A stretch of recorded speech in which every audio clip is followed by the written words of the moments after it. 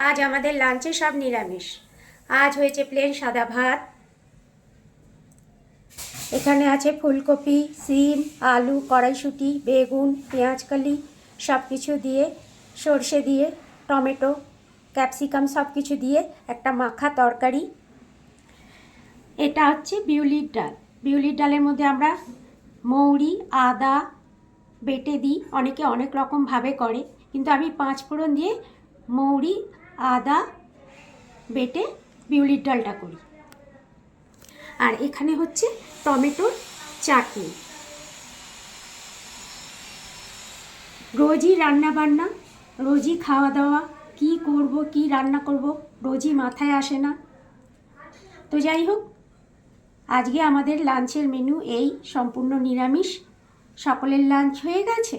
সকলে কি দিয়ে লাঞ্চ করলেন আমাকে জানাবেন। আজ তাহলে আসি, সকলে ভালো থাকবেন।